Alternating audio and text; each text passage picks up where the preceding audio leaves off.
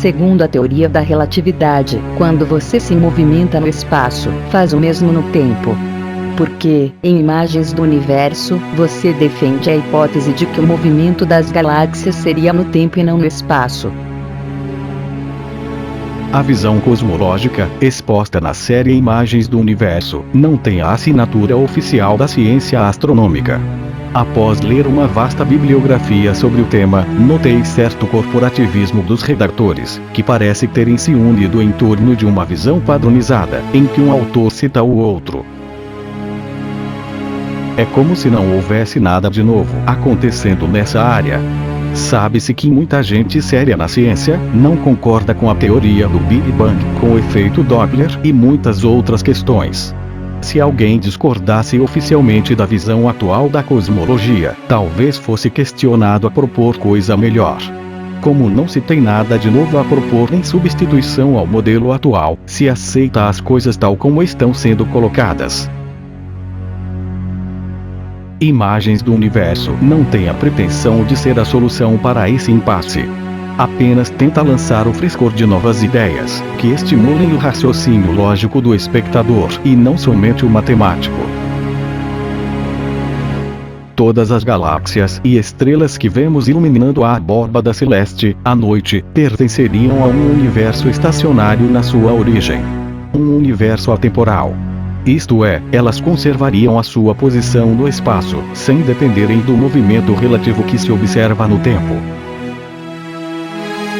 A relatividade do movimento das galáxias, por exemplo, estaria condicionada à existência de um tempo ou de um espaço elástico. Se o tempo se contraísse, ou o espaço se dilatasse, as galáxias se afastariam entre si e desacelerariam, sem abandonar a sua posição original. O tempo e o espaço, de acordo com a teoria da relatividade geral, são complementares entre si. Se o tempo tendesse a zero, as galáxias tenderiam ao estado estacionário, e se colocariam virtualmente fora do espaço-tempo. Isso se deveria à constatação de que, diferentemente do que acontece no seu interior, não poderia haver movimento real, na ausência de tempo mensurável. Como se sabe, no universo observável o movimento é contínuo e relativo. Sem o tempo, o cone de luz do futuro das estrelas se achataria sobre um plano virtualmente bidimensional, em que o espaço reinaria sozinho.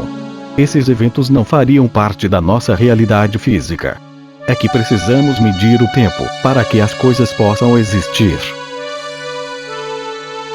Isto é, para interagirmos com a realidade à nossa volta, precisamos da nossa memória. Ela, por sua vez, depende do tempo.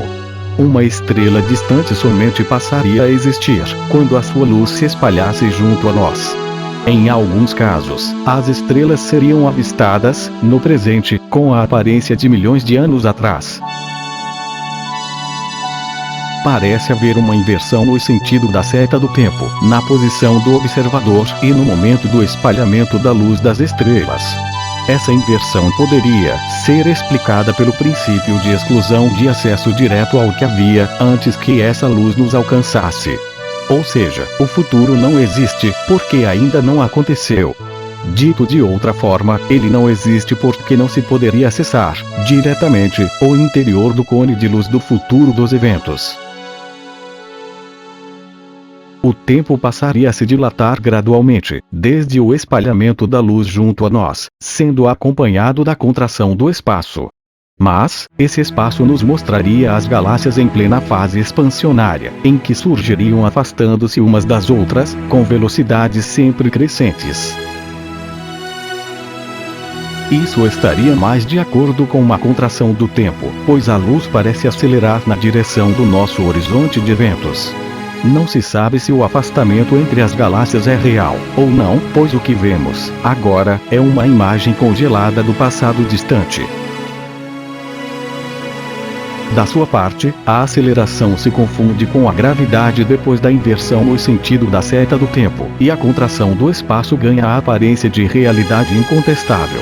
Apesar de ser o resultado de um movimento secundário impositivo de restauração da força, onde se prevê a contração do espaço, a aceleração é incorporada à fase anterior, ou da sua expansão.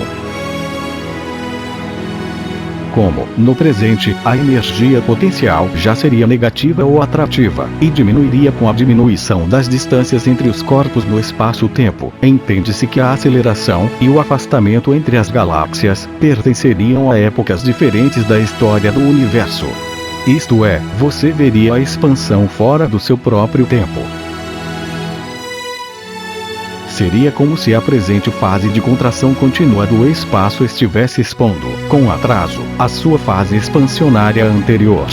Este problema, tudo indica, está vinculado à existência de um observador isolado e consciente, cuja memória dependeria da mensurabilidade direta do tempo. Ela atuaria apenas na fase em que o tempo se dilatasse. Conclui-se que o movimento no universo observável seria apenas relativo, ocorrendo no tempo e não no espaço. Não existiria movimento absoluto entre as galáxias. Quando avaliam a fase expansionária, os físicos sugerem que o espaço ao redor das galáxias é que estaria se esticando, promovendo um afastamento aparente entre elas. Fora da mensurabilidade direta do tempo, ou dentro dos seus respectivos cones de luz do futuro, as galáxias conservariam inalteradas as suas posições. Lembre-se do modelo de um balão inflando, em que você pintasse pequenos pontos na borracha. Disse que o afastamento entre as galáxias seria aparente. No caso, o movimento relativo deixaria de depender das massas das estrelas. Atuando por fora do tempo, o espaço estaria, em tese, gerando inércia de forma independente das massas, e sem registro direto. A inércia se opõe à gravidade, mas é considerada uma força fictícia, pois não pode ser medida diretamente. No caso das órbitas planetárias, ela faria oposição à gravidade, de tal forma que os planetas, ao mergulharem na direção do Sol, não poderiam se chocar com ele. O equilíbrio entre as forças também iria impedir que os planetas se desgarrassem para sempre no frio do espaço, abandonando as suas órbitas regulares. Para comunicar o evento da expansão ao observador, o espaço dependeria do seu mensageiro, a radiação cósmica. Assim, ao espaço não seria atribuído nenhum poder para comunicar, de forma direta, quaisquer eventos em que se envolvesse. Isso está de acordo com a observação de que os eventos cosmológicos não poderiam ser avaliados por nós, em tempo real.